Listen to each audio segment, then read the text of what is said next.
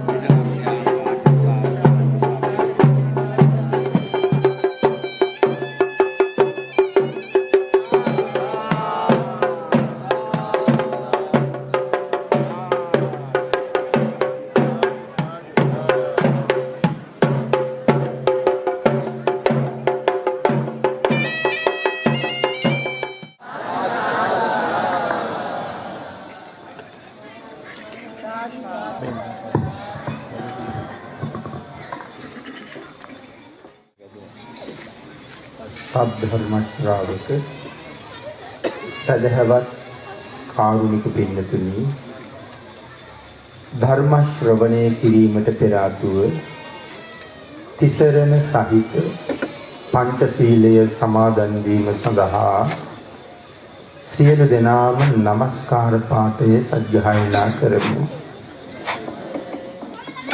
බුද්ධං සරණං ගච්ඡාමි ධම්මං සරණං ගච්ඡාමි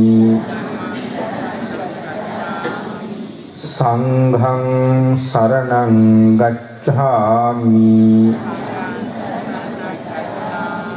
ဒုတိယံ පි බුද්ධං සරණං ගච්ඡාමි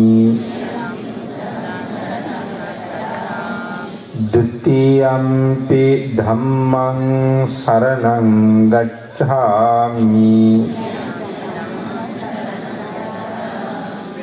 ဒုတိယံ පි සංඝං සරණං ගච්ඡාමි တတိယံ පි බුද්ධං සරණං ගච්ඡාමි တတိယံ පි ධම්මං සරණං ගච්ඡාමි တတိယံ පි සංඝං සරණං ගච්ඡාමි ติสารณගමනං සම්පුන්නං පානාති පාථා වේරමණී සික්ඛාපදං සමාදියාමි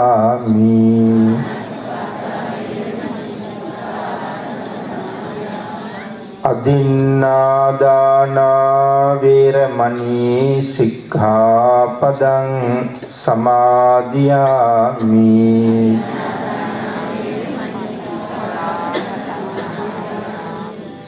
කාමේසු මිච්ඡාචාරා වේරමණී සික්ඛාපදං සමාදියාමි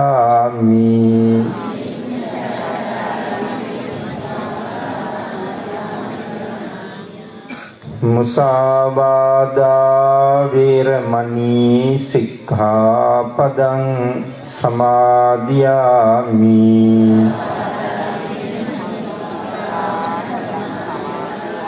සුරාමේරය මජ්ජපමා දට්ඨානා වේරමණී සික්ඛාපදං සමාදියාමි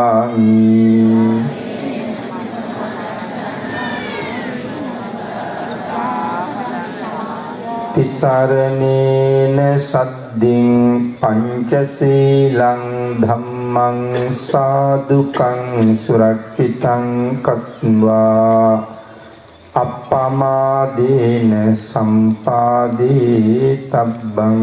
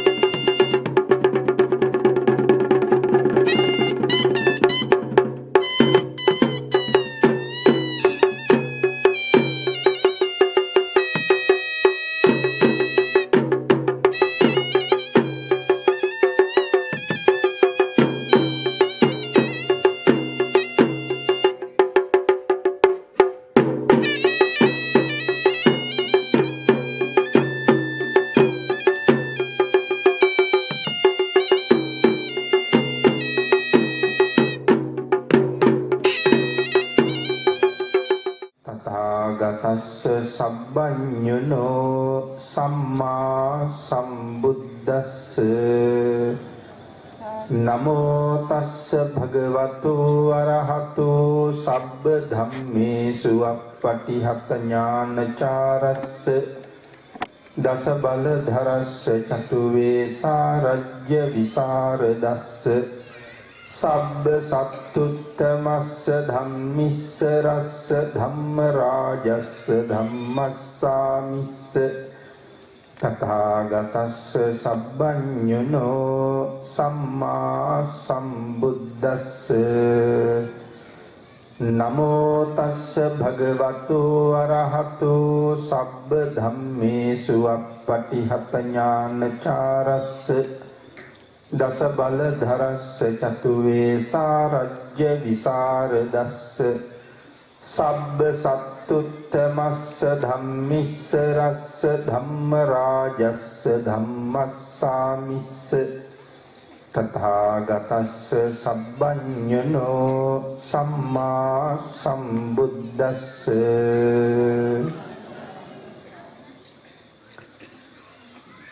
වැඩමවා වැඩහිඳ වදාරන දික්හැර දෙමටළුව උභය විහාරස්ථානයන්හි විහාරාධිපති වයඹ පළාතේ ප්‍රධාන අධිකරණ සංඝනායක අතිපූජනීය අපේ නායක මාහිමිපාණන් වහන්සේගෙන් අවසරයි ඒ වගේම ශ්‍රී සුගතාරාම විහාරස්ථානයේ විහාරාධිකාරීන් වහන්සේ ඇතුළුව වැඩ වාසය කරන ගෞරවනීය මහා සංඝරත්නය සියලු දෙනා වහන්සේගෙන්මත් අවසරයි මේ උතුම් අවස්ථාවට නායක මාහිමිපාණන් වහන්සේට ආශිර්වාද කිරීම වෙනුවෙන් වැඩම කොට වදාළ අතිපූජනීය මාගේ කල්යාණ මිත්‍රෝත්තම අපේ ස්වාමීන් වහන්සේලා සියලු දෙනා වහන්සේගෙන්ම අවසරයි සද්ධර්ම ශ්‍රාවක සදහවත් කාරුණික පින්නතුනි නායක මාහිමිපාණන් වහන්සේගේ 85 වෙනි ජන්මදිනයේ නිමිත්තෙන් තව චිරාත් කාලයක් සම්මා සම්බුද්ධ ශාසනයේ චිර පැවැත්ම තහවුරු කරවමින් ලෝක සත්වයාට මහා කල්යාණ මිත්‍රයෙක් වෙමින් සම්මා සම්බුද්ධ ශාසනය ඉදිරියට පවත්වගෙන යන්න ලාබාල භික්ෂූන් වහන්සේලාට අවවාද අනුශාසනා ලබා දෙමින් භාග්‍යතුන් වහන්සේ සතුටු වෙන ජීවිතයක් ඉදිරියට පවත්වන්න තව තවත් උන්වහන්සේට ආශිර්වාද කිරීම වෙනුවෙන් සුවිශේෂී පින්කම් මාලාවක් සංවිධානය කරගෙන බොහෝ පින්කම් කටයුතු සම්පූර්ණ කිරීමෙන් ලබාගත් කුසල ධර්මයන් නායක මාහිමිපාණන් වහන්සේට අනුමෝදන් කරමින් ආශිර්වාද කරලා භාග්‍යතුන් වහන්සේ දේශනා කොට වදාළ සියලුම දානයන් අභිභවනය කළ මෙලව එකම දානයේ බවට පත් වෙන තථාගත ශ්‍රී සද්ධර්ම දානමය පුණ්‍ය කර්මයක් සිදු කරමින් එයින් ජනිත කරගන්නා සීමාන්තික කුසල ස්කන්ධයත් නායක මාහිමිපාණන් වහන්සේ වෙනුවෙන්ම අනුමෝදන් කරන්න සෝදානමින් තමයි මේ සදැහැති පිරිස සියලු දෙනාම සද්ධර්ම ශ්‍රවණය කරන්න සූදානම් වෙන්නේ. පින්නතුනි ධර්ම ශ්‍රවණය කිරීම තුළින් ලැබෙන අවවාද අනුශාසනා තම තමන්ගේ ජීවිතවලට එකතු කරගෙන වඩාත් නිවැරදි මෙලව ජීවිතයක් ධර්මානුකූලව ගොඩනගා ගන්නත් ධර්මානුකූලව නිවැරදි කරගත්ත මෙලව ජීවිතයක් තුළින් නිවන් දක්නා ජාති දක්වා සුගතිගාමී වූ ආත්ම භවයන්හි සැනසෙමින් ප්‍රාර්ථනා කරන බෝධීන් සැප සහගත ප්‍රතිපදාවකින් ඊටම ඉක්මන් භවයක උතුම් චතුරාර්ය සත්‍ය ධර්මය අවබෝධ කරගෙන මේ සංසාරයෙන් එතර වීම සඳහා මේ මහා කුසල කර්මය ඔබ සියලු දෙනාටම හේතු වාසනා වේවා කියලා ප්‍රාර්ථනා කරනවා. ඒ උතුම් බලාපොරොත්තු ප්‍රාර්ථනා සියල්ලම මුදුන්පත් කරවමින් උතුම් සද්ධර්ම දානමය පුණ්‍ය කර්මය සම්පූර්ණ කරවමින් ධර්මානුශාසනාව හැටියට මම අද යොදා ගන්න කල්පනා කළේ තිලෝගුරු භාග්‍යතුන් වහන්සේ දේශනා කොට වදාළ උතුම් වූ ත්‍රිපිටකයේ සංයුක්ත නිකායේ සඝාත වග්ගපාළියේ වේලද්වාර වර්ගයේ සඳහන් වන දීඝව උපාසක කියන සූත්‍ර දේශනාව. පින්නතනි මේ සූත්‍ර දේශනාව තිලෝගුරු භාග්‍යතුන් වහන්සේ මේ පිටකයෙන් අපිට දේශනා කොට වදාළ සූත්‍ර දේශනාවන් අතර තවත් හරි සුවිශේෂී සූත්‍ර දේශනාවක්. මම මෙහෙම සඳහන් කළොත් නුවණ ඇති අයගේ ඒ නුවණ අවදි කරවීම සඳහාම දේශනා කළ සූත්‍ර දේශනාවක්. අපේ භාග්‍යතුන් වහන්සේ මේ උතුම් සූත්‍රය දේශනා කරන කාලේ වැඩ සිටියේ රජගහ නුවර වේළුවනාරාම විහාරස්ථානයේ. මේ රජගහ නුවර ජීවත් වුණා ජෝතික කියලා සිටු කෙනෙක්. එනිදී ජෝතිය කියලා සිටු කෙනෙකුත් හිටියා. ජෝතික කියලා සිටු කෙනෙකුත් හිටිය බව මෙතනදී සඳහන් කරනවා. ජෝතිය සිටුතුමා කියලා කියන්නේ මහා පුණ්‍යවන්තයින් 5 දෙනාගෙන් එක්කෙනෙක්. නමුත් ජෝතික සිටුතුමා සාමාන්‍ය සිටුවරයෙක්ද මහා සිටුවරයෙක්ද කියන කාරණාවක් සූත්‍රයේදීවත් අට කතාවකවත් සඳහන් කරලා නැහැ. සිටු කෙනෙක් කියලා සඳහන් කරලා තියෙනවා. සාමාන්‍ය සිටුවරයෙක් නම් 40 කෝටියකට වඩා ධනෙ තිබිය යුතුයි. මහ සිටුවරයෙක් වෙන්න නම් 80 කෝටිය ඉක්මවල ධනෙ තිබිය යුතුයි කියලා සඳහන් වෙනවා. ඒ වෙනත් තැනක කෙසේ වෙතත් ජෝතික කියලා කියන්නේ සිටු කෙනෙක්. මේ ජෝතික සිටුතුමාට පුතෙක් හිටියා. ඒ පුතාගේ නම තමයි දීඝව කියලා කියන්නේ. ඒ පුතාගේ නමින් තමයි මේ සූත්‍රය නම් කෙරෙලා තියෙන්නේ. දීඝව කියලා කියන්නේ බොහෝම ශ්‍රද්ධාවන්ත කෙනෙක්. තිලෝගුරු භාග්‍යතුන් වහන්සේගේ අවවාදයට නිරන්තරයෙන් කීකරුවන කෙනෙක්. තුනුරුවන් ඇසුරු කරමින් හැදුන වැඩුණු කෙනෙක්. භාග්‍යතුන් වහන්සේගෙන් යමක් ඉගෙන ගත්තා නම් තමන් ඉගෙනගත්ත දේ ජීවිතය තුළ ප්‍රායෝගික කරගත්ත කෙනෙක්. තව විදිහකට කියනවා නම් ධර්මදර වුණා විතරක් නෙමෙයි ධම්මානුධම්ම පටිපන්න කියන தത്വයට පත් වෙච්ච කෙනෙක්. මේ දීඝව කුමාරයා පස්සේ කාලෙක අසනීප වුණා. සුවපත් කර ගැනීම වෙනුවෙන් සිටුතුමා කොයිතරම් මහන්සි වෙමින් ප්‍රතිකාර කළත් දවසින් දවස දීඝවගේ අසනීප තත්වය උත්සන්න වුණා මිස සුවපත් වෙන බවක් තිබුණේ නැහැ පින්නතුනි. දැන් දීඝව හොදාකාරවම දන්නවා මේ වැළඳිලා තියෙන රෝග තත්වයෙන් මං සනීප වෙන්නේ නැහැ කියලා. ඒක නිසා දීඝව අවසාන වශයෙන් තීරණයක් අරගෙන තමන්ගේ තාත්තට කතා කරලා එක ඉල්ලීමක් කළා. ඒක දීඝව තමන්ගේ තාත්තගෙන් කරන අන්තිම ඉල්ලීම. දීඝව කතා කරලා කියනවා ජෝතික සිටුතුමනි මා පියාණෙනි මේ වැළඳිලා තියෙන රෝග තත්වයෙන් මම සුවපත් වෙන්නේ නැහැ කියලා මම දැන් හොඳටම දන්නවා. මගේ මරණය ඊටාම ආසන්නයි කියලා මට දැනෙනවා. මගේ මරණය සිද්ධ වෙන්න කලින් පියාණෙනි මට අනුකම්පා කරලා ඔබට පුළුවන් නම් තිලෝගුරු භාග්‍යතුන් වහන්සේ ළඟට යන්න. මේ වෙලාවේ භාග්‍යතුන් වහන්සේ යම් තැනක වැඩ ඉන්නවද නුඹ එතෙන්ට එළඹෙන්න. භාග්‍යතුන් වහන්සේගේ ශ්‍රී පාද මණ්ඩලය මගේ වචනයෙන් සිරසින් වන්දනා කරන්න.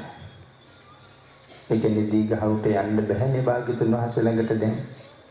ඒ නිසා දීඝව වඳින විදිහට තමන්ගේ තාත්තට කියනවා භාග්‍යතුන් වහන්සේට වඳින්න කියලා.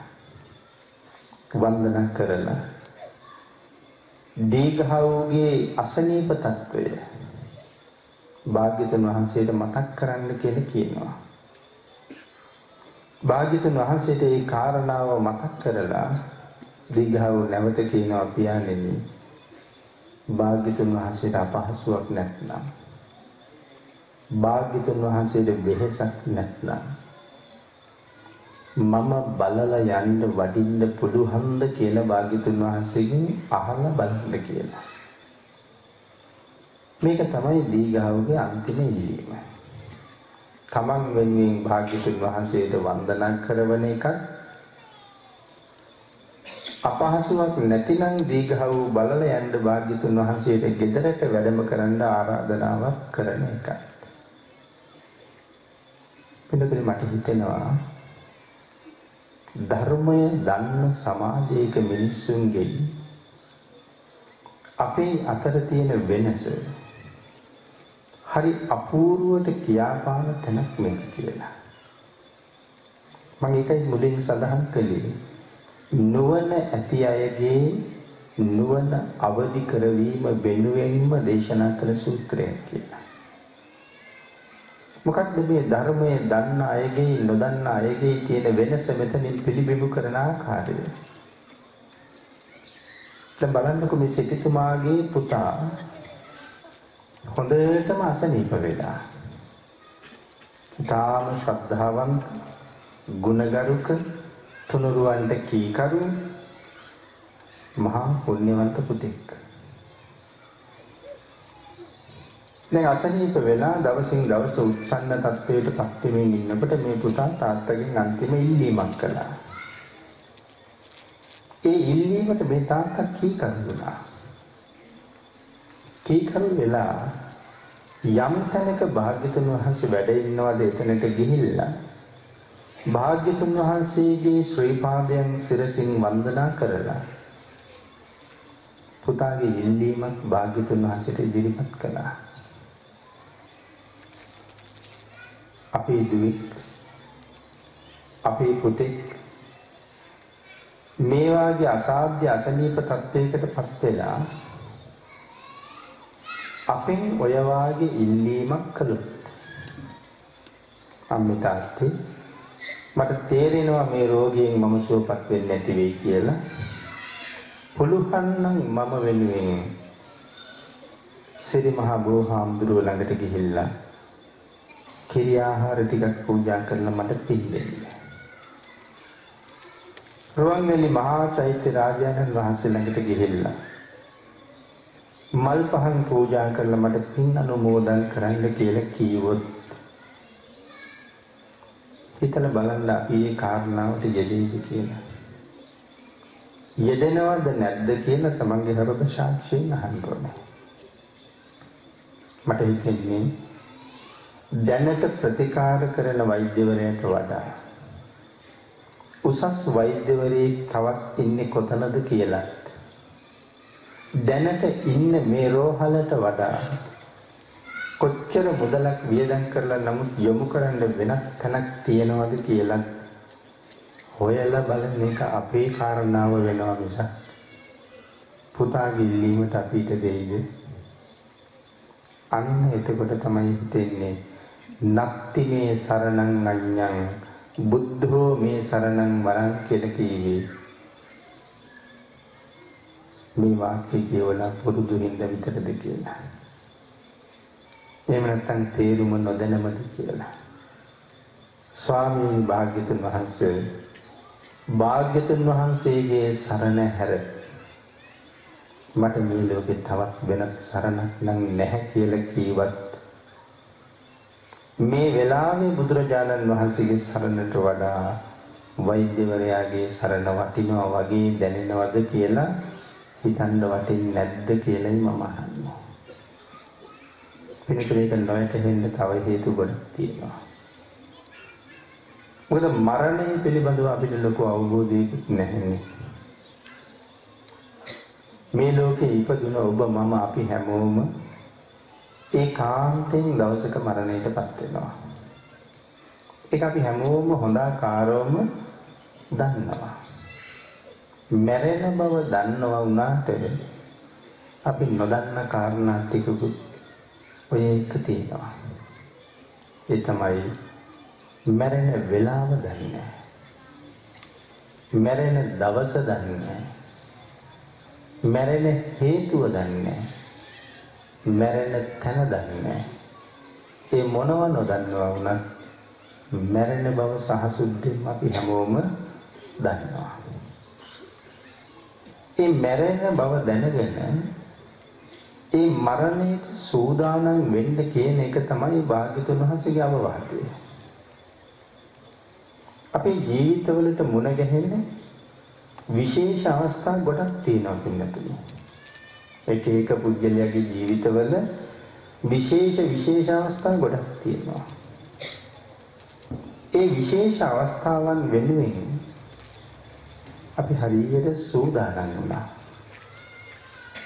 දරුවෙක් විභාගයට සූදානම් වෙනවා. තරුණිය විවාහයකට සූදානම් වෙනවා.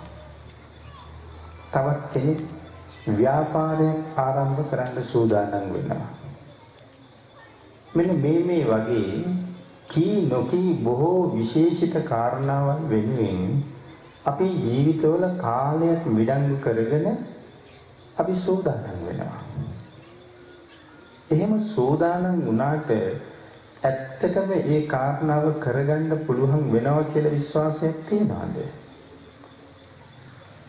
හැදවල් මහන්සි වෙලා පාඩම් කරමින් ඉගෙන ගනිමින් විභාගයේ වෙනුවෙන් කල් මරුවට ඒ විභාගයේ අනිවාර්යෙන් ලියලා ඉවර වෙනකන් මම ජීවත් වෙනවා කියන කතාවක් නැහැ පිටතේ. ලියන්න වෙන්නත් පුළුවන් නොවෙන්නත් පුළුවන්. විවාහයකට බලාපොරොත්තු දැල්වගෙන සූදානම් වුණාට ඒ විවාහය වෙන්නත් පුළුවන් නොවෙන්නත් පුළුවන්. මොකද ඒකට කලින් අපි මරණය සිද්ධ වෙන්න පුළුවන්.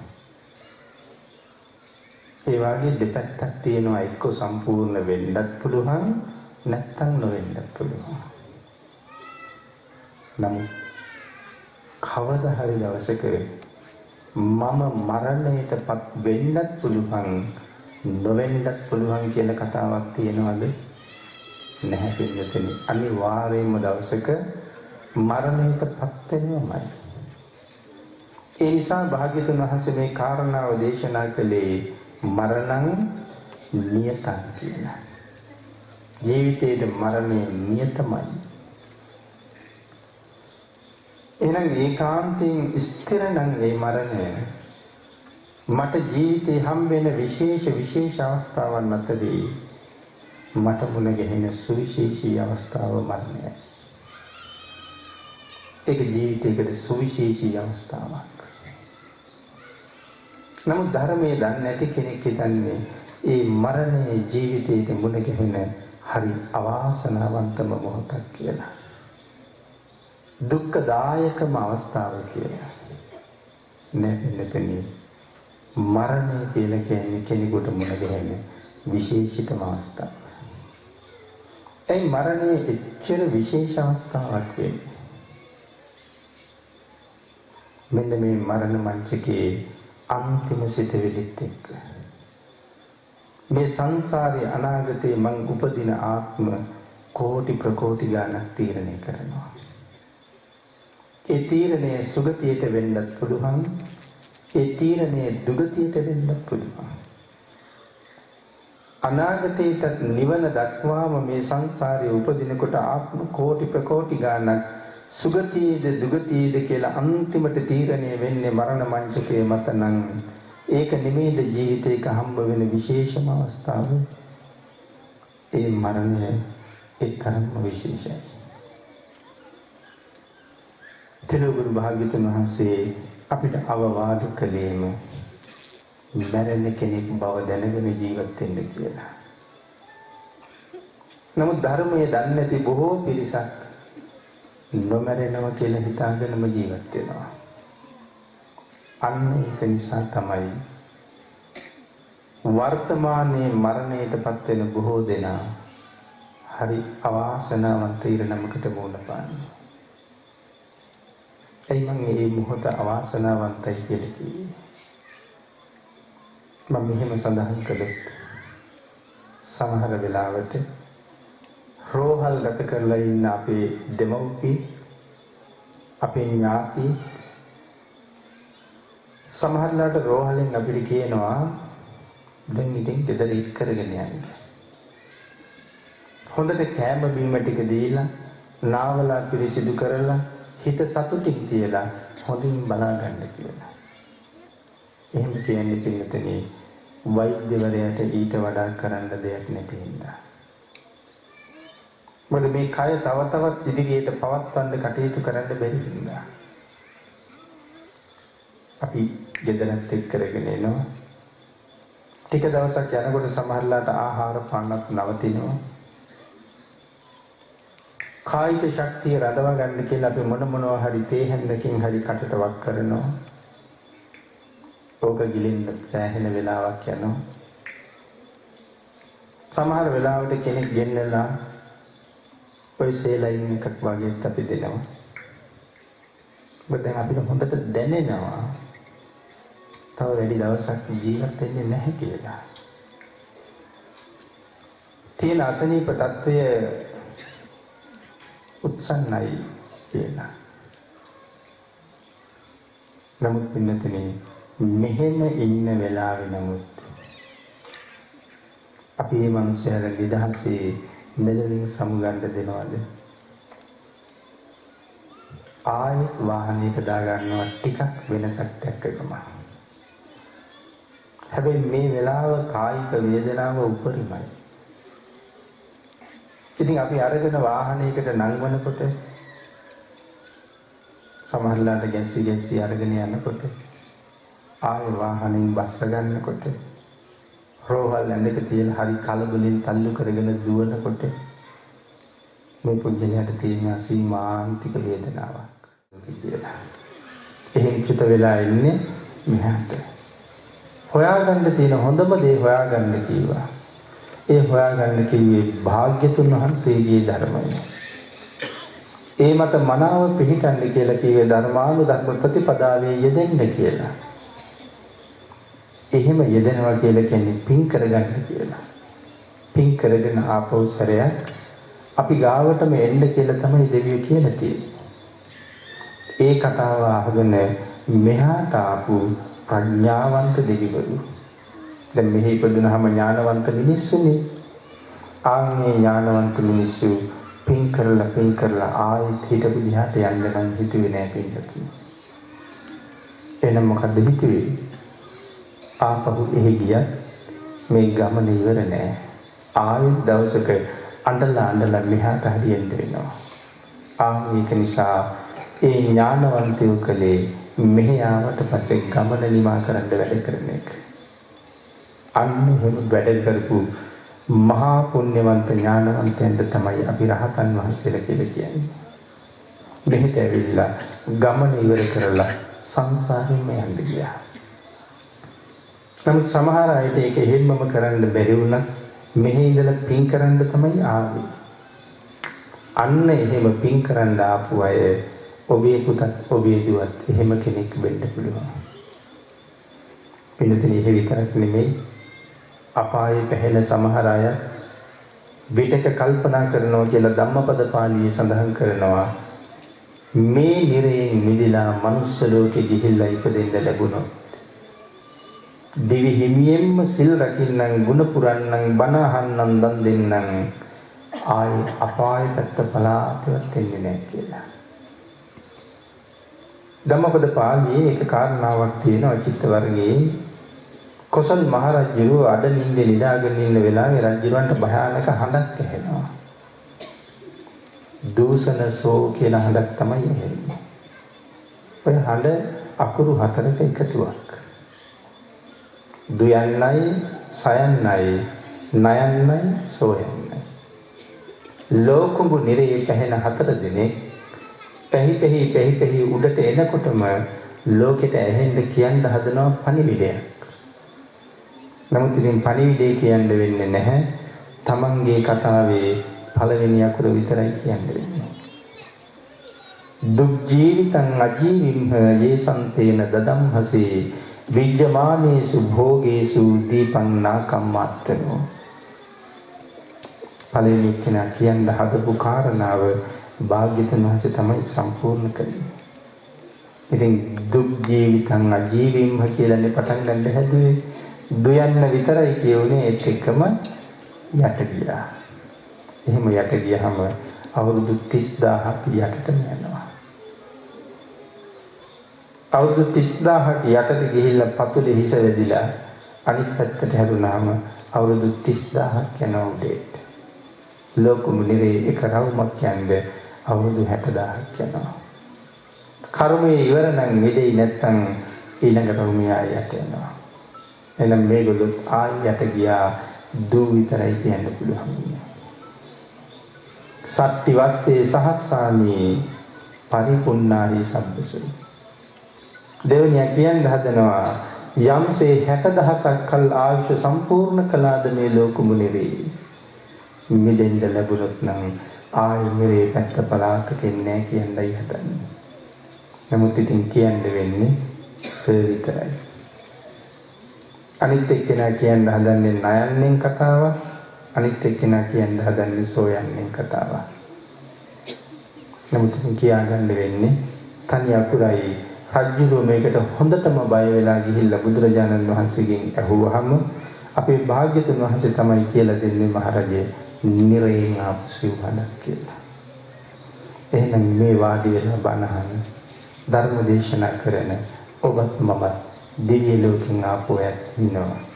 අපායෙන් ආපු ඇත් ඉන්නවා. දෙවියෙ චුත වෙලා මෙහි ආවෙත් පින් කරන්න. අපායෙන් විදුනොත් පින් කරනවා කියලා හිතාගෙන ආපු ඇත් ඉන්නවා. නමුත් අපි දෙගොල්ලටම ආවේ මොකටද කියන කාරණාව දැන් අමතක වෙලා තියෙන්නේ. ඒක බුදුම සහගත නැහැ දෙන්නේ මැරිලා ඉපදිච්චාම අමතක වෙනවන්නේ. දිව්‍ය ලෝකෙන් මැරිලානේ අපි මෙහාට ආවේ. ඉතින් මැරිලා ඉපදිනාම අමතක වෙනවා. ඒක මතක් කරලා දෙන්න තමයි සත්පුරුෂයෝ හැරෙන්නේ. ඒක නිසා භාග්‍යතුන් වහන්සේ දේශනා කළේ සත්පුරුෂයා මිසක් අසත්පුරුෂයා ඇසුරු කරන්න එපා කියලා. මේ ලෝකේ නිවනට පල්ලෙහින් තියෙන අති විශිෂ්ටතම කාරණා 38ක් බුදුරජාණන් වහන්සේ අපිට දේශනා කළා. ඒවට අපි කියනවා මංගල කාරණා කියලා. ඒ 38ම අපිට කියලා දෙන්නේ මොන සූත්‍රයෙන්ද? අපි මේ සූත්‍රයට කියනවා මහා මංගල සූත්‍රය කියලා. අපි පින්නතුන්ට මතකද ලෝකයේ තියෙන අති විශිෂ්ටතම කාරණා 38 පළවෙනි කාරණාව මොකක්ද කියලා. භාග්‍යවතුන් වහන්සේ දේශනාව පටන් ගත්තෙම මේ ශාසනය කොතනවත් කියලා නැහැ පින්නතුනි. මුලින්ම කියලා නැහැ කල්යාණ මිත්‍රයෝ වඩන්න කියලා. එහෙනම් භාග්‍යවතුන් වහන්සේ මුලින්ම කියලා තියෙන මොනවා කරන්න කියලාද? පාප මිත්‍රයන්ගෙන් ඈත් වෙන්න කියලා. එහෙම නැත්නම් බාලයාගෙන් ඈත් වෙන්න කියලා මංගල සූත්‍රයේ පටන් ගන්නෙ මාසේවනාච බාලාණන් කියලා.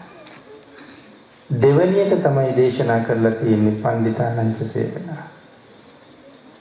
මේ ශාසනය කොතනවත් අපිට මුලින් ඉගැන්වුවේ නැහැ පින් කරන්න කියලා. අන්න මුලින් ඉගැන්වුවේ මොනවා කරන්නද? පව් කරන එක නවත්තන්න කියලා. කොතනද එහෙම දේශනා කළේ? සියලු බුදුරජාණන් වහන්සේලාගේ මානසාසනාව. සබ්බ පාපස්සකරණ. සියලු පව් කරන එක නතර කරන්න. කුසලස්ස උපසම්පදා. දෙවැනියට තමයි දේශනා කළේ කුසල් කරන්න කියලා.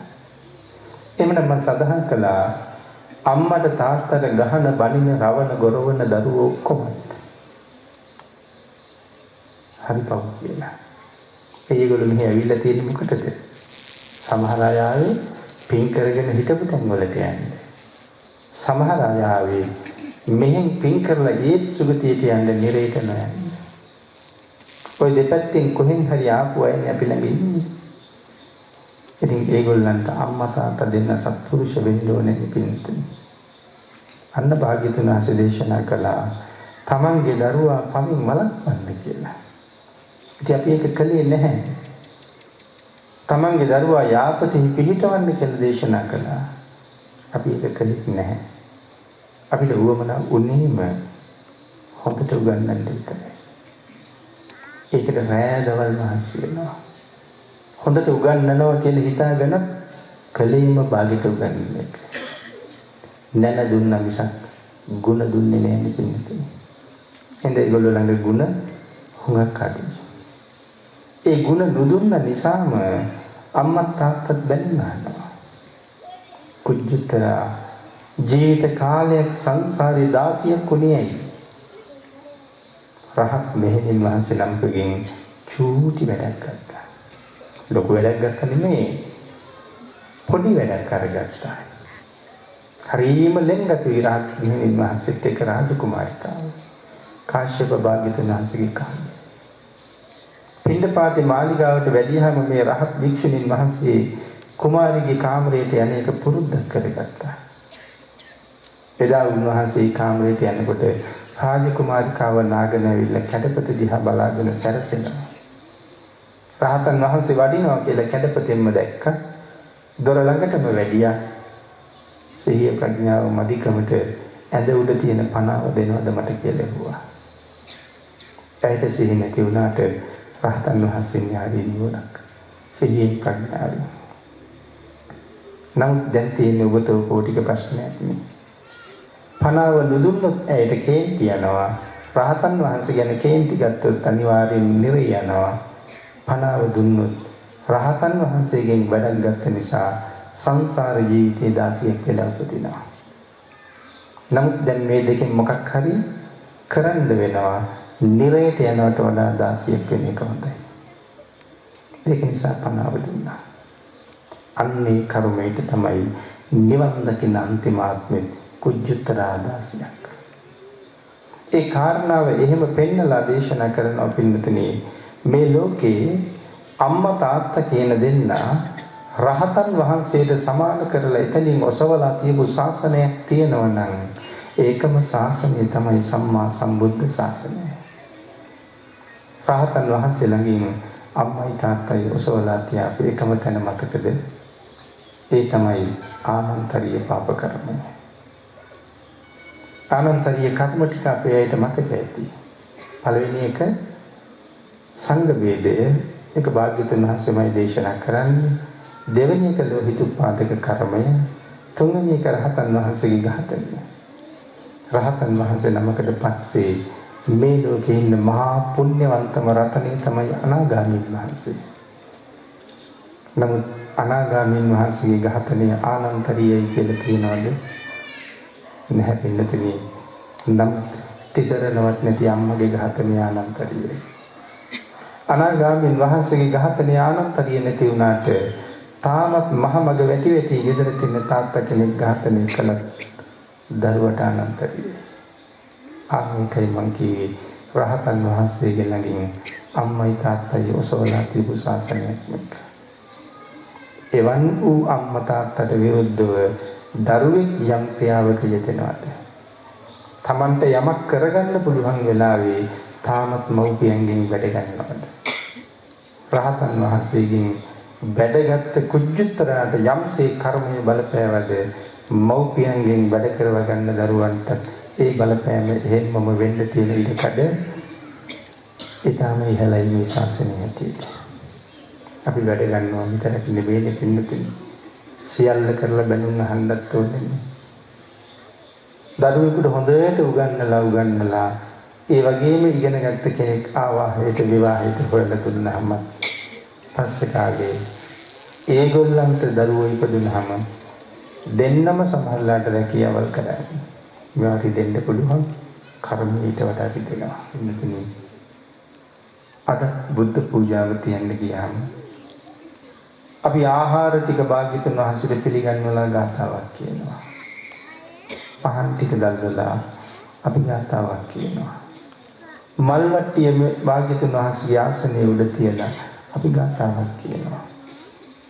ඒ හැම ගාතාවක්ම භාග්‍යතුන් වහන්සේට දේශනා කළේ පස්සේ කාලේ නුවණ ඇති උතුමෝ බුදු ගුණ කැටි කරලා වඳින්න හදාපු ගාතාවක්. ඒවා තමයි අපි භාවිත කරන්නේ. ඒක නිසා එක එක ගාතාවල් තියෙන්නේ. එක එක කෙනා ලියපු නිසා. භාග්‍යතුන් වහන්සේ දේශනා කළා නම් එක එක ඒවා තියෙන්න බෑනේ. එකයි තියෙන්නේ. නමුත් මේ ඉතිපිසෝ භගවා අරහං කියන ගුණ පාඨය පස්සේ කාලේ විද්වතෙක් හෝ රහතන් වහන්සේ නමක් ගොනු කරපු කාරණාවක්ද ගොනු කරපු ගුණ පාඨයක්ද නැහැ පින්නතුනි. ඔය පාඨය අපිට දේශනා කළේ භාග්‍යතුන් වහන්සේගේ ශ්‍රී මුඛයෙන්මයි. ත්‍රිපිටකයේ බොහෝ තැන්වල භාග්‍යතුන් වහන්සේ ඉතිපිසෝ පාඨයේ සඳහන් කරපු තැන් සඳහන් වෙනවා. පිරිත් පොතේ තියෙන දජග්ග සූත්‍රයේ තියෙනවා දජග්ග පිරිත. දජග්ග පිරිත කියලා කියන්නේ තුනුරුවන් වඳින ගාථා තුන. ඔය පාඨ තුන. ඒක දජග්ග සූත්‍රයේ ඇතුළේ තියෙනවා. එතනත් භාග්‍යතුන් වහන්සේමයි දේශනා කරන්නේ. භයං වා චම්බි තත්තං වා ලෝමහංසෝ.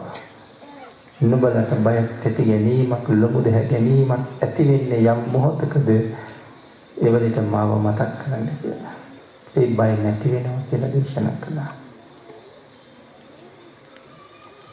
එහෙමනම් අපේ භාග්‍යතුන් වහන්සේ මේ ගුණ පාඨයේ දීඝවට දේශනා කරලා මෙන්න මේ විදිහට මාව මතක් කරන්න කියලා දීඝවට උගන්වනවා.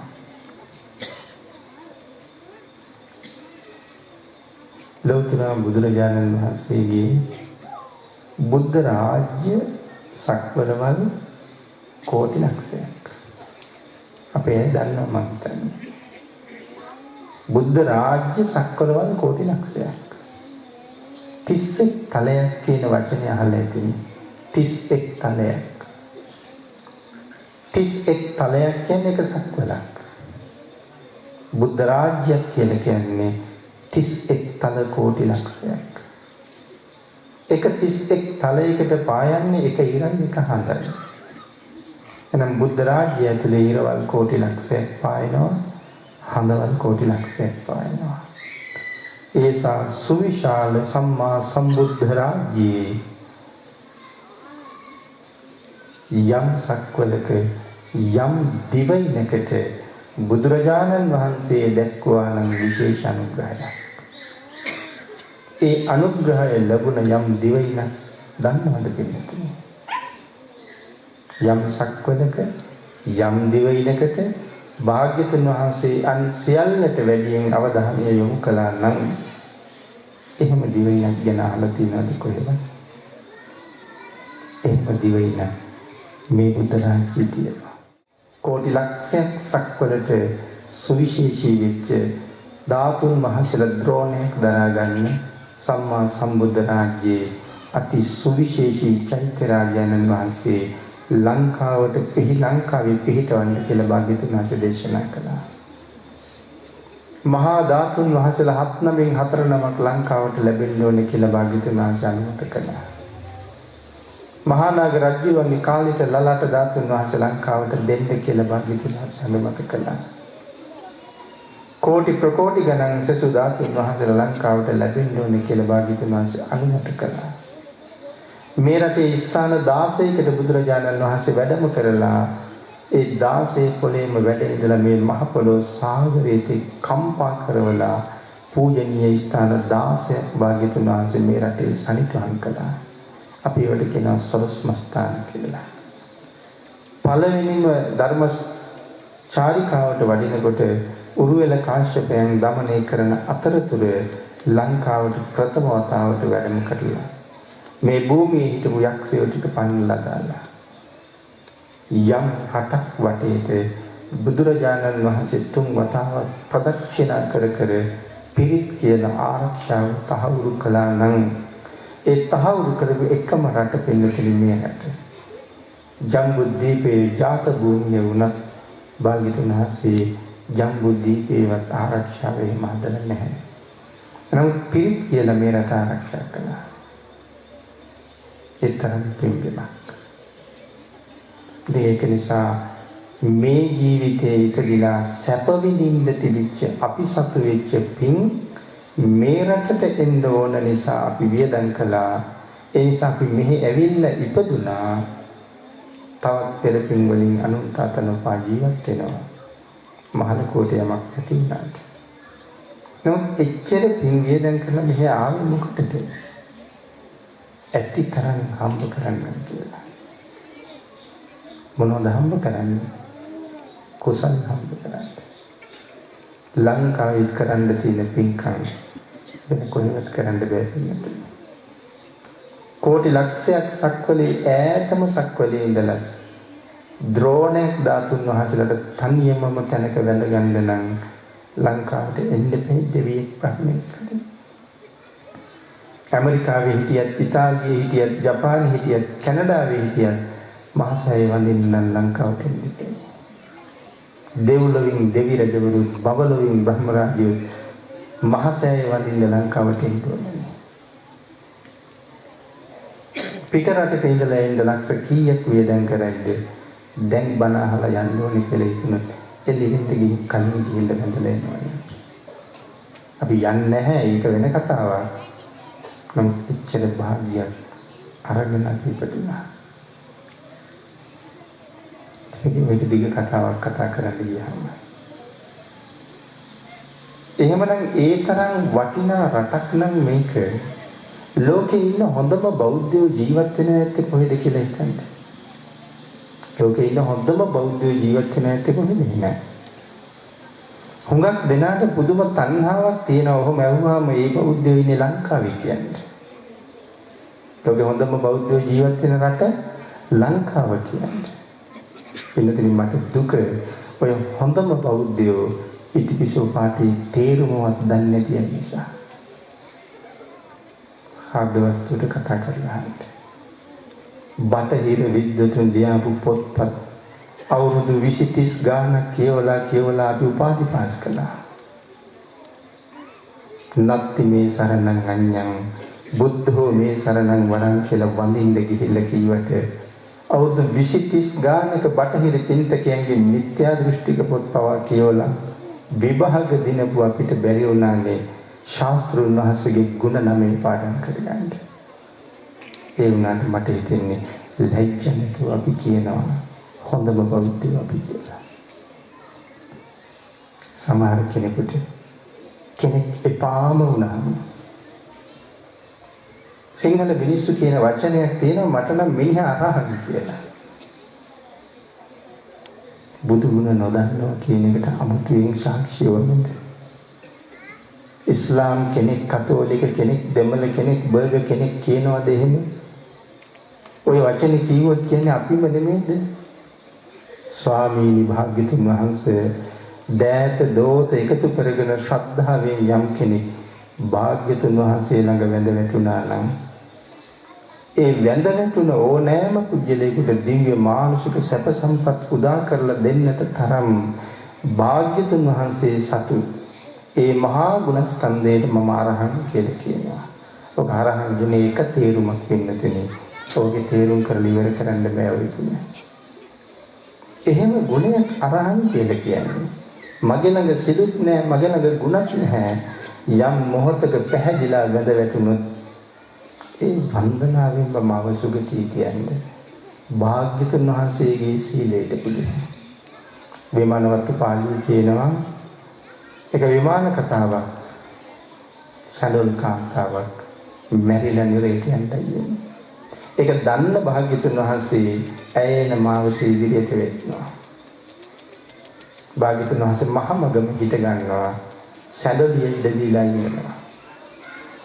ඇයි භාග්‍යතුන් වහන්සේ නතර වුණේ? මොග්ගල්ලාණන් වහන්සේ බලලා. සැඬලිය නිසා නතර වුණේ. ඇයට කතා කරලා කියන උපාසිකාව මේ ඉන්නේ තිලෝගුරු පියාණන් වහන්සේ. නුඹට අනුකම්පාවෙන් වැඩම කළා වන්දනා කරන්න කියලා. ඇයි භාග්‍යතුන් වහන්සේට හරි සතුටින් වැඳා. ජීවිත කාලෙටම එකපාරයි. ඇයි වැඳහම භාග්‍යතුන් වහන්සේ පිටත් වුණා. භාග්‍යතුන් වහන්සේ වඩින දිහා අසීමාන්තික ශ්‍රද්ධාවකින් බලාගෙන හිටියා. එතනම මෙරිලා වැටුණා. තවතිසාවේ තමයි ඉපදී. බැන්දත් ඇති කෙලෙකයි. හිත ශ්‍රද්ධාවෙන් පුරවගෙන. ඒ ගුණය අපි පාවිච්චි කළේ එපාම කරපු කෙනෙක් කියන්නේ මට නම් අරහන් කියලා තමයි අපි කියන්නේ. ඉගෙන ගත්ත කියලා කියනවා වචන වල තේරුම් නොදන්න නිසාම නිරේ කියනවා. කපටි කෛරාටික පුජ්‍යලේ ගැන කතා කරනකොට ඕනෙම නැති කියන දේ අහන්නෙම නැති දඟකාර දරුවෙක් ගැන කතා කරනකොට අපි කියන වචනයක් තියෙනවා මහ ලෝකෝත්තරී කියලා. ලෝකෝත්තර කියන වචනේ තේරුම දැනගත්ත නම් වෙනතුනේ වචනේ කියන්න බැහැ. ලෝකෝත්තර කියන්නේ මේ ලෝකෙන් එතර වෙලා කියලා. මේ ලෝකෙන් එතර වෙලා නම් ඒ රහතන් වහන්සේ නම. ඒ කියන්නේ අර කපටි කෛරාටිකයට අපි පාවිච්චි කරන වචනේ ඒකදී. අපි ඉන්නේ හරි පල්ලෙහාට. අපි ඉන්නේ හරි අවසනවන්ත කෙනෙක්. ඉතින් දීඝහවට භාග්‍යතුන් වහන්සේ කියලා දෙනවා මෙන්න මේ විදිහටම අවමතක් කරන්න. ඉතින් දීඝහව භාග්‍යතුන් වහන්සේ අහනවා ස්වාමීනි අරහන් කියන්නේ ඇයි කියන්නේ? ස්වාමීනි සම්මා සම්බුද්ධ කියන්නේ ඇයි කියලා වෙනදෙනේ දීඝහව ඇහුවේ නැහැ. හැබැයි අපේ මරණ මංචකේ ළඟ මෙන්න මෙහෙම මතක් කරන්න කියලා කිව්වොත් අරහන් කියන්නේ ඇයි කියලා අපි දන්නේ නැහැ. පාඨය දන්නව වුණාට ගුණේ මොකක්ද දන්නේ නැහැ. ඉතින් අපිට මේ ගුණේ යහපතක් වෙයිද අපිට? බයං වාචම් විතත්තං වාගෝ මංසෝවා මහණෙනි නුඹලාට බයක් ඇති ගැනීමක් ඇති වුණාම මාව මතක් කරගන්න. නමුත් ඉතින් පින්නතනේ පාඨය කියවන ඇරෙන්න ලොකු රැකවරණයක් ගන්න ලැබෙන එකක් නෑ. ඇයි ඒ ගුණය ගැන දන්නේ නැහැ. බුදු ගුණ භාවනා කරනකොට කැමතියි. හැබැයි මේ කාලේ ලංකාවේ හුඟා දෙනා බුදු ගුණ භාවනා කරනවා කියලා කරන්නේ බුදු ගුණ භාවනා කරන එක නෙමෙයි බුදු ගුණ සත්‍යයනා කරන එක. ඉතිපිසෝ පාඨයේ මුල ඉඳලා අගටයි අග ඉඳලා මුලටයි කියන එක බුදු ගුණ භාවනාවයි කියලා තමයි හුඟක් දෙනා හිතාගෙන ඉන්නේ. වරදක් නැහැ සත්‍යයනාව වින. නමුත් එක ගුණයක් කරගෙන ඒ ගුණය ඔස්සේ ඈතට කිමිදිලා යන එක තමයි බුදු ගුණ භාවනාව කියන්නේ. අන්න එතකොට මේ නිසත් අරහං කියලා දැනෙනකොට තමයි මගේ හිතේ ශ්‍රද්ධාව වර්ධනය වෙන්න ගන්නේ. ඉතින් ඒ වුණාට අපිට තාම එහෙම වමනාවක් මේ කාලේ නම් නැති නිසා මරණ මංචකේ භාග්‍යතුන් වහන්සේ සිහිපත් කරන්න කිව්වට ඒකවත් දන්නේ නැතුව තමයි මැරෙන්නේ. අවුරුදු 50ක් 60ක් සමහරලාට ජීවත් වුණා බුදු ගුණ නම් 9යි කියන්නේ තාමකට පාඩම් නැහැ කියලා තමයි සමහර කෙනෙකුට කියන්නේ.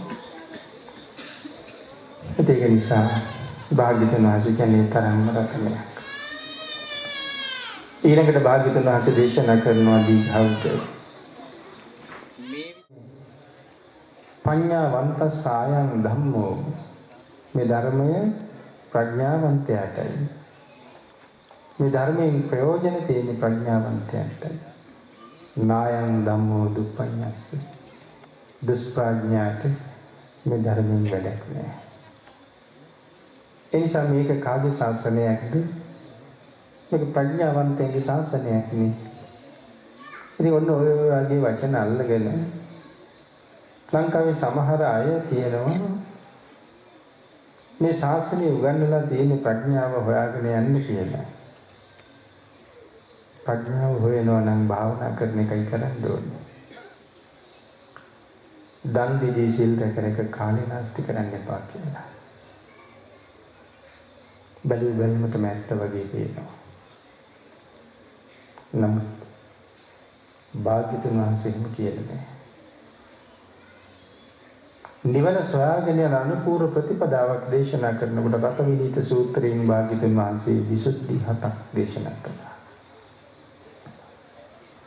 අනේ විසුද්ධි 7 චිත්ත විසුද්ධිය ලබන්න නම් සීල විසුද්ධිය තියෙන්න ඕනේ කියලා දේශනා කළා. ඒ කියන්නේ සිල් සම්පූර්ණ නැති කිසි තැනක සමාධිය උපදින්නේ නැහැ කියලා. මනාව සීලේ සම්පූර්ණ වෙච්ච තැනක තමයි සමාධිය පිහිටන්නේ කියලා දේශනා කළා.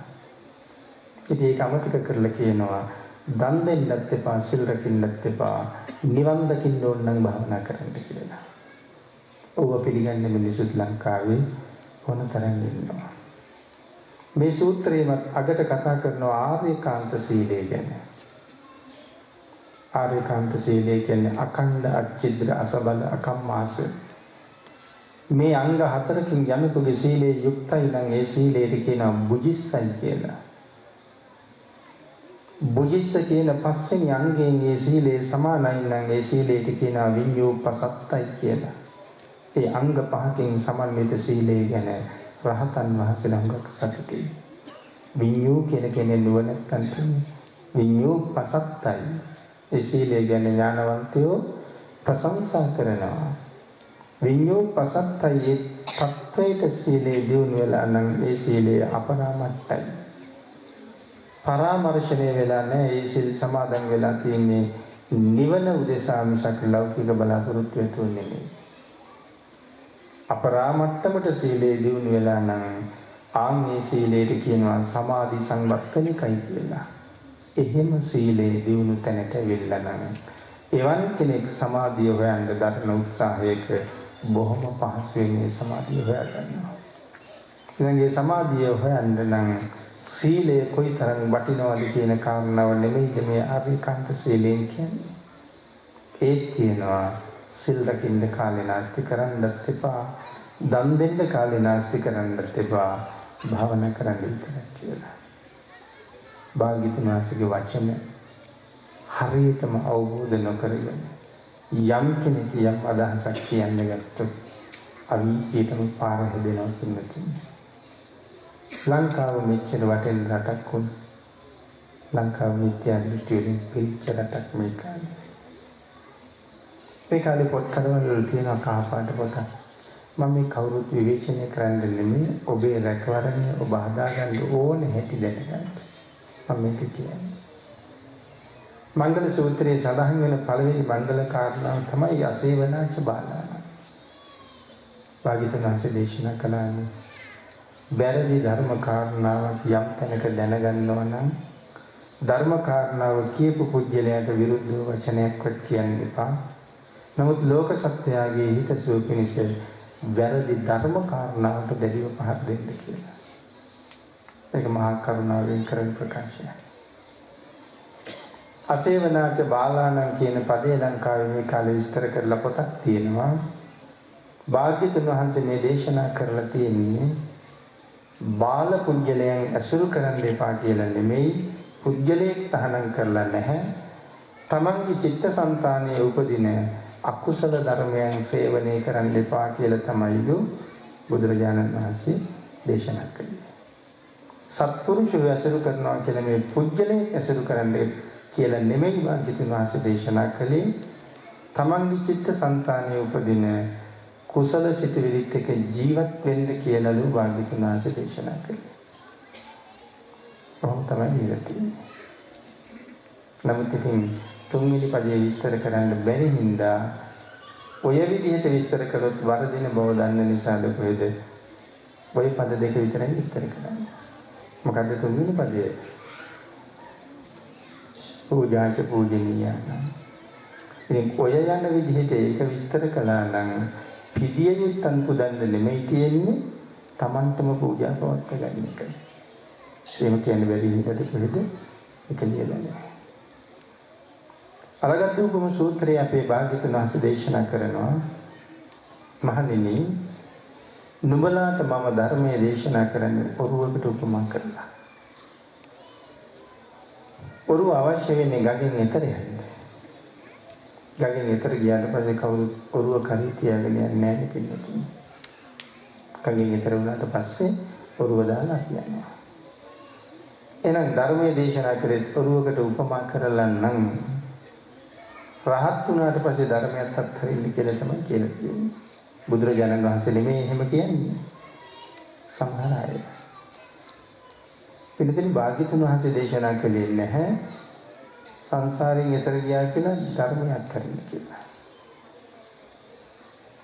භාග්‍යතුන් වහන්සේ මෙතන ඔරුව අත්හරින්න කියලා කිව්වේ රහත් වුණාට පස්සේ සමතර දර්ශන දෙක අත්හරින්න කියලා.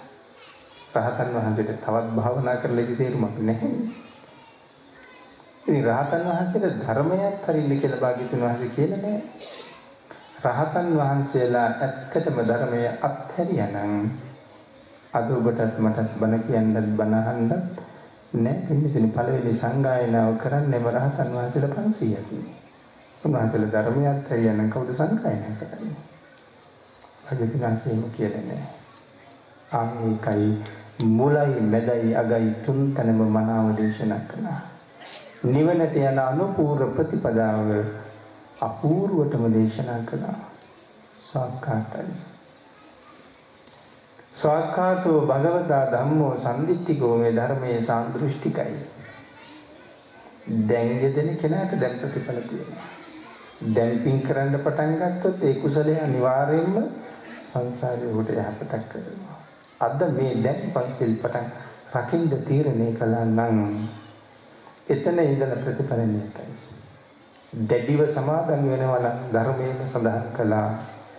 කෙනෙක් ප්‍රකාශයක් කරනවා නම් ස්වාමීනි භාග්‍යතුන් වහන්සේ මගේ ජීවිතේ නැති කළත් අදින් පස්සේ පන්සිල් පද පහ මං කඩන්නේ නැහැ. ජීවිත පූජාවක් කරනවා මේ සිල් වෙනුවෙන් කියලා. හෘද සාක්ෂියට එකඟවම නම් මේ ප්‍රකාශය කරන්නේ. ප්‍රකාශය කරලා ඉවර වෙනකොට අකුණක් පුපුරලා කුඩු වෙලා ගියා. සුගතියේ මිසක් දුගතිය යන්නේ කියලා කියනවා. චිත්තරම් ශ්‍රේෂ්ඨයි. එනිසා දැන් යෙදෙනකොට දැන් ප්‍රතිඵල. ඉතින් මට මෙහෙමත් හිතුණා. විවේචනයට හේතු වෙන්න පුළුවන්. භාග්‍යතුන් වහන්සේ දේශනා කළේ මේ ධර්මයේ ප්‍රතිඵල අද හොයාගන්න කියලා. අද ඒ දෙන්න කියලානේ. දැන් නිවන් දකින්න කියලා භාග්‍යතුන් වහන්සේ දේශනා කළේ කාටද? ජීවත් වෙලා ඉන්නට. නිවන් දකින්න පුළුවන් වෙන්නේ ජීවත් වෙලා ඉන්නට. ඉතින් අපි නිවන් දකිත්වා කියලා දකින්නේ මම ගෙදර. මම දන්නේ මට වඩා නුවණ තියෙන අය විශ්ලේෂණය කරගන්න මම එහෙම කිව්වේ මට හැඟුණ දෙයක්. මැරිච්ච මිනිස්සුන්ට නිවන් දකින්න නම් බෑ. ජීවත් වෙලා ඉන්න මිනිස්සු තමයි නිවන් දකින්නේ. නිවන හම්බුනේ ජීවත් වෙලා ඉන්න අයටනේ. ජීවත් වෙලා ඉන්න කාලේ නිවන් දැකපු උත්තරමයන්ට තමයි රහතන් වහන්සේට කියන්නේ. ජීවත් වෙලා ඉන්න කාලේ නිවන අවබෝධ කළා පරිනිර්වාණයත් එක්ක නිවන සම්පූර්ණ කළා. ජීවත් වෙලා ඉන්න කාලේ ලබන්න බැරි වුණ නිවන මරුණහම ලබන්න පුළුවන්ද කියලා හිතලා බලමු අපි. එනම් මේ ධර්ම සාන්දෘෂ්ටිකයි. අකාලිකයි. මොකක්ද අකාලිකයි කියන්නේ? එදත් අදත් හෙටත් ප්‍රතිඵල නියතයි කියලා කියන්න පුළුවන් යෙදෙන අයට. හැබැයි මේ අකාලිකයි කියන වචනේ මෙතන තේරුම ඕක නෙමෙයි. සංසාරයෙන් ඈතර වෙන්න වීරිය වඩන උත්මේ පළවෙනි සිතින් මාර්ගය ලැබුවා නම් දෙවෙනි සිතින් ඵලය ලබනවා. සෝවාන් මාර්ගයේ යම් සිතකින් ලැබුවා නම් කල් ගත වීමක් නෑ දෙවෙනි සිතින් සෝවාන් ඵලය ලැබෙනවා. අකාලිකෝ කියන්නේ ඒහිපස්කෝ මේ ධර්මයේ තුලට ඇවිල්ලා බලන්න කිව්වා. පිටපැත්තෙන් ඉඳලා අදහස් කියන්න එපා. ඇවිල්ලා බලන්න. සබ්බ රසං ධම්ම රසං ජිනාති කියලා කිව්වට මිනිස්සුන්ට සැක නැද්ද කොහෙද ඒ රස තිබ්බේ කියලා? දෙවියන්ගේ අමෘතයටත් වඩා රසයි නම් ඒ රස අපිට දැනුණාද කියලා හිතෙන්නේ කොහොම ඒ රස? ඒ රස ඔහොම හිතියට දැනෙන්නේ නැහැ පින්නතනේ. ධර්ම විදතරට එන්න ඕනේ. ධර්මානුධර්ම ප්‍රතිපදාවේ යෙදෙන්න පටන් ගන්න ඕනේ. අන්න ඔහුට අමෘතේ පරේන ධර්ම රසය දැනෙන්න පටන් ගන්නවා. ඊපස්සේ විවේකයි ඇතුළට ඇවිල්ලා බලන්න. අද අහවල් තැනට ආවොත් කෝටියක් දෙනවා කියලා කිව්වොත් කෝටිය එපා කියලා බණහන් දෙන්න කියලා භාග්‍යතුන් වහන්සේ දේශනා කළා. ඒක භාග්‍යතුන් වහන්සේම කියන්නේ කෝටියක් අතරින්ද ඒ කෝටියට වඩා ලොකු ලාභයක් අද බණහල ගන්න පුළුවන් කියලා. මම මේ වචනේ අපිට විස්තර විශේෂ නැහැ විශ්වාස නැහැ. ඒ නිසා අද කෝටිය ගමු හෙට බණහමු කියලා තමයි අපේ කල්පනාව. භාග්‍යතුන් වහන්සේ ළඟට දේශනා කළේ අජ්ජේව කිච්ඡං ආතප්පං කෝජඤ්ඤා මරණං සී. කවුද දන්නේ හෙට මැරෙන්නේ කියලා? අද කලේකදී අදම කරන්න. හෙට බණහන්න බැරි වෙන්න පුළුවන්. හෙට කම් දෙක බීරි වෙලා යන්න පුළුවන්. ඒකත් විශ්වාස නැහැ. තව විනාඩි 10කින් ජීවිත කාලෙම ඇවිද ගන්න බැරි කෙනෙක් බවට පත් වෙන්න පුළුවන්. ඒකට තව තප්පරයක ප්‍රමාණවත්. ඒක නිසා මේ හැම ඉන්ද්‍රියකටම හානි වෙන්න තියෙන ඉඩකඩ එහෙමයි. ඒක නිසා එහෙම වෙන්න කලින් තමන්ගේ ලබාපු පින් කරපු අවයව වලින් සංසාරයෙන් එතර යන්න කටයුතු කරන්න උත්සාහ කරන්න. පච්චත්තං වේදිතබ්බෝ විඤ්ඤෝහි. ඊට කලින් වචනයක් කිව්ව ඔළුවට ගිනි ගන්නකොට ඒ ගින්න නිමන එක පැත්තක තියලා බලන්න. ගින්න නිමන එක හොඳයි. ඊට වඩා වටිනවා ඒක පැත්තක දාලා බලන්න. ඇඳුමට ගිනි ගත්තාම ඒක නිමන එක හොඳයි. ඊට වඩා බලන්න කොහොමද? අනිත් කාරණා වලින් කියලා තියෙන මේ ධර්මයේ කොච්චරට ජීවිතේට ගලපගන්නද? ප්‍රඥාවන්තයෝ විසින් වෙන වෙනම මේ ධර්මය අවබෝධ කරගත යුතුයි. පච්චත්තං වේදිතබ්බෝ විඤ්ඤෝහි. ඉතින් ඔය කාරණාවත් භාග්‍යතුන් වහන්සේ විස්තර කරලා දීලා දීඝවට කියනවා ආර්ය මහා සංඝරත්නය පිළිබඳව ඊළඟට මෙනෙහි කරන්න දීඝව ආර්ය මහා සංඝරත්නය ගැන මෙනෙහි කරලා ආර්යකාන්ත සීලය මෙනෙහි කරන්න කිව්වා. එදී ආර්යකාන්ත සීලය පිළිබඳව මේක දීර්ඝව විස්තර කළ යුතු කාරණාවක්. එතන තියෙන කරුණු 8යි. කරුණු 8 මම වලින් මතක් කරා. දැන් මේ හතරක් කාරණා කිව්ව තුනුරුවණයි ආර්යකාන්ත සීලය. ඔය හතරට කියන්නේ සෝතාපට්ටි අංග කියලා. ඔය ටික දේශනා කරාම දීඝව කියනවා ස්වාමීනි භාග්‍යතුන් වහන්සේ ඔය සෝතාපට්ටි අංග හතරෙන්ම මම සමන්විතයි කියලා. අන්න කතාවක් එළියට ආවා. දීඝව කියන්නේ කොහොම කෙනෙක්ද? දීඝව කියන්නේ සෝවාන් විචාරි ශ්‍රාවකෙක්. ඒතර බුදුරජාණන් වහන්සේ ඒක දන්නේ නැද්ද? භාග්‍යවතුන් වහන්සේ ඒක දන්නවා. එහෙනම් දීඝව නම් වූ මරණ මංචකේ වැතිරිච්ච මේ ආර්ය ශාවකයා ළඟ ඉඳලා මරණ මංචකේ ඉඳගෙන මරණය පැමිණෙන තුරු නුඹ මෙහෙම සිහිපත් කළ යුතුයි කියලා දීඝවගේ නාමයෙන් කාටද මේ දේශනාව කරන්නේ? සෝවාන් නොවිච්ච සකල සත්‍යයටම මේ දේශනාව කරලා තියෙන අපිට මිසක් දීඝවට නෙමෙයි. නමුත් දීඝව එකෙන් ප්‍රයෝජන ගන්නවා.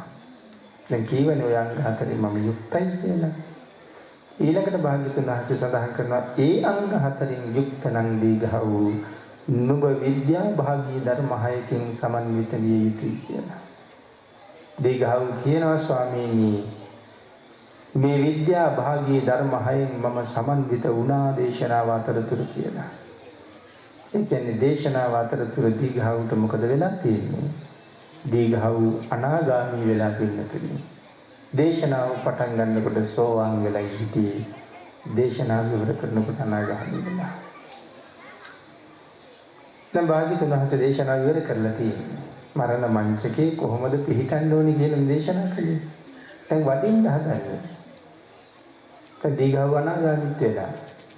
වඩින්න හදනකොට දීඝව කතා කරනවා. ස්වාමීනි මැරෙන්න නම් බය නෑ. මරණය මට දුකක් නෙමෙයි. නම් මට ඒක දුකක් තියෙනවා. මොකක්ද කියලා. මගේ මරණයෙන් පස්සේ මගේ තාත්තට දුක හිතෙයිද ස්වාමීනි කියලා. බුදුරජාණන් වහන්සේගෙන් අහන්නේ තාත්තා ළඟ නැති හින්දානේ මහන්නේ. ඒ වුණාට ඔබ තාත්තට ඇහුණා.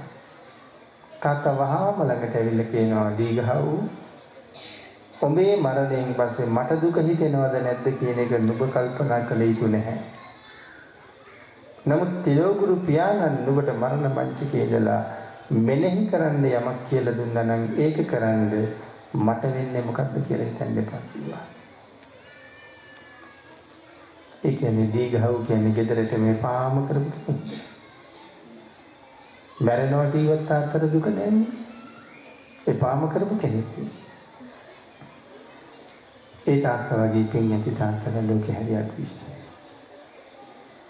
මරණවා කියහම දුක නැත්තේ දීඝවගේ තාත්තා දන්නවා මගේ පුතා මරණින් මත්තේ ආය මනුලොවේ ඉන්නෙත් නෑ දෙව්ලොව උපදින්නෙත් නෑ කියලා. එහෙනම් දීඝව කොහෙද යන්නේ? මරණවත් එක්කම බබලව සුද්ධාවාසී උපදිනවා. එහෙදිම රහත් වෙලා පිරිනිවන් පානවා. ආය දෙව්ලොවටවත් මනුලොවටවත් දීඝව වෙන්නේ. තාත්තට දීඝවගේ මරණය ගැන දුකක් නෑ. මේ විශ්ව ධාතුවේ යන්න තියෙන ශ්‍රේෂ්ඨතම තැනක් ස්පර්ශ කරනවා නම් තමන්ගේ පුතා ඒ තාත්තා කොච්චර සතුටින්ද. නමුත් අපිට දුක නැහැ. දීඝවගේ මරණය ගැන නෙමෙයි. භාග්‍යතුන් වහන්සේ පිරිනුවම් පෑවුවත් අපිට දුක නෑ වෙන්නේ කියලා. එන්නේ නැද්ද? කී දෙනෙක් මරුණ කියලා ආරංචි වෙනම අපි යන්නද? එහෙනම් භාග්‍යතුන් වහන්සේ පිරිනුවම් පෑවා කියලා කියන සමහර කට්ටිය සාදු කියලා කියනවා. භාග්‍යතුන් වහන්සේ පිරිනුවම් පෑවා කියහම කවදාවත් අපේ ඇහැට කඳුළු වගේ නෑ කියන්නේ. ඊට පල්ලෙහා ඉන්න කී දෙනෙක් වෙන්නේ අපි යන්නද? දීඝව මරණයටපත් වෙනවා කියන තාත්තට දුක් නොවන හේතුවක් තියෙනවා. තාත්තා බය නැහැ දීඝව මරණින් මත්තේ මොනවද වෙන්නේ කියලා. හැබැයි අපේ දුවෙක් පුතෙක් මරණාසන්න වෙනවා කියලා කිව්වොත් අඬන්නම තමයි වෙන්නේ. ඒ පිළිගන්න. තිසරණක් නැහැ. පන්සිලුත් නැහැ. දන් දීලත් නැහැ. අම්මට කී කරුවෙලත් නැහැ. තාත්තට කී කරුවෙලත් නැහැ. තුනුරුවන්ට ගරු කරලත් නැහැ. ඒ මොකක්ද නැහැ. ඒ අපරාධ කෙරුවේ අපිම තමයි. ඉතින් තරුණ වයසේ මැරිලා ගියහම මේ වාගේ සූත්‍රයකින් බණපදයක් ඇහෙනකොට කල්පනා කරලා ජීවිත කාලයක්ම අඬන්න තමයි වෙන්නේ. මෙහෙම මැරිලා ගියපු මගේ එකා කොහෙන්ද කියලා. තේරෙනවද පශ්චාත්තාපයට හේතු හැදෙන්නේ. ඒක නිසා පින් කරගෙන සුගතියට යන්න දෙව්ලොවින් මෙහි ආපු අයට සත්පුරුෂයන් වෙලා දරුපට වෙන්නේ භාග්‍යතුන් වහන්සේ දේශනා කරපු යුතුයකම් ටික සම්පූර්ණ කරන්න දරුවන්ට ආදරය වෙනවා. එහෙම නැත්නම් ඒ තියෙන ආදරයක් නෙමෙයි ඒගොල්ලන්ගෙන් අපි වෙන දෙයක් බලාපොරොත්තු වෙනවා. අපිට තණ්හාවක් තියෙනවා මට මෙහෙම කෙනෙක් ඉන්නවා මට දොස්තර කෙනෙක් ඉන්නවා මට ඉංජිනේරුවරයෙක් ඉන්නවා මට ඉස්කෝලේ මහත්තයෙක් ඉන්නවා. ඒ තණ්හාව මුදුන්පත් කරන්න අහිංසකව පාවිච්චි කරන්න එපා කියලා. ඒගොල්ලන්ට ධර්මයේ කියලා දෙන්න. සංසාරයෙන් මිදෙන විදිය කියලා දෙන්න. ඒක නිසානේ උගන්වන්නේ ඒක තුන්වෙනි තැනට භාග්‍යතුන් වහන්සේ දෙන්නේ. එහෙම කරලා පිළිටක් වෙන්න. භාග්‍යතුන් වහන්සේ දේශනා කළේ ඔය යුතුයකම් පහෙන් දරුවා පෝෂණය කරන්න බැරි නම් ඒ දරුවෝ මේ ලෝකෙට එපා කියලා. මොකද පින්නතුනි එහෙම හදපු අයගෙන් අල්ලපු ගෙදරට කරදරයි. රාරක්කු පෙරනවා නම් රාරක්කු ගේනවා නම් මත්කුඩු ගේනවා නම් මත්කුඩු බෙදනවා නම් හොරකම් කරනවා නම් අනිත් මිනිස්සු මහපාරේ පරනවා නම් කරන්න තියෙන දහජරා වැඩ ඔක්කොම කරන්නේ අපි විසින් හදාපු අය නම් අපි මේ ලෝකෙට හොඳ අයද දීලා තියෙන්නේ. ලෝකෙට යහපතක්ද අපි කළේ අයහපතක්ද? අන්න එහෙනම් ලෝකයට කරදර කරන්න පුළුවන් අය හදලා තියලා මැරෙන අම්මටවත් තාත්තටවත් මහා බ්‍රහ්ම කියලා මේ ශාසනය කියන්නේ. හැතිරියක් සහ හතුරු. ඇත්තටම සමස්ත සමාජයේම හැතිරියක් සහ හතුරු. ඒක නිසා ධර්ම මාර්ගයෙන් කවදාවත් ඈතට යන්න එපා. තමන්ගේ දරුවෝ ධර්මයෙන් පිට පෝෂත් කරන්න හදන්න එපා. අන්න එදාට ඒ සිතුවිල්ලට කීකරු වෙන දවසට අද උපදින්න ඉන්න දරුවෝ වෙනුවෙන් හරි යුතුයකම ටික කරන්න කල්පනා කළොත් තව අවුරුදු 20ක් 25ක් යනකොට ධර්මදර සමාජයක් ගොඩනගෙයි. අද ඉඳලා පටන් ගත්තොත් අපි හැමදාම හොයන අදට වඩා හොඳ හෙට එදාට උදා වෙයි. මේ කාලේ නම් අදට වඩා හොඳ හෙටක් කියන එකට හැමදාම තියෙන බාලගිරි දෝෂයක් කියලා මට හිතෙනවා. ඒක නිසා අපේ සමස්ත සමාජයට වෙලා තියෙන වැරදි දෙයක් පුළුවන් තරම් අවබෝධ කරගන්න. එළගුරු භාග්‍යතුන් වහන්සේ දීඝාවට අවවාද කරලා වේළුවනාරාමයට වැඩියා. භික්ෂුන් වහන්සේලා අහනවා ස්වාමීනි මොහොතකට කලින් කෙටි අනුශාසනාවකින් අවවාද කළ දීඝා වූ නම් උපාසක කෙනෙක් භාග්‍යතුන් වහන්සේ වැඩි වෙලාවේ මරණයටපත් වුණා. දීඝා වූගේ ජාතිය මොකක්ද කියලා. ඉපදුනේ කොහෙද කියලා. දේශනා කළා මහණෙනි. දීඝා වූ නැවත මනුලොවට එන්නේ නැහැ. දීඝා වූ කවදාවත් දෙව්ලොවට එන්නේ නැහැ. දීඝා වූ කෙලින්ම සුද්ධාවාසී ඉපදුනා. එහෙදි රහත් වෙලා දීඝා වූ සංසාරය ඉවර කරයි කියලා. දේශනාව නම් මෙතනින් ඉවරයි. ඒ නිසා මේ දේශනාව තුළ තිබිච්ච සාරය එකතු කරගෙන මරණසන්න කෙනෙක් මරණ මංචකයේ ඉඳගෙන මරණය තමන් සොයාගෙන ඉන්නතුරු මොනවද කළ යුත්තේ කියන කාරණාව යම් ප්‍රමාණයකින් සාකච්ඡා කළා. මේක හොඳ දිග සූත්‍රයක්. මොකද සංයුක්ත නිකායේ සූත්‍රයක් නිසා. අතිරේක කරුණු තරම් සාකච්ඡා කළොත් පැය 7-10ක්වත් සාකච්ඡා කළ යුතු සූත්‍රයක්.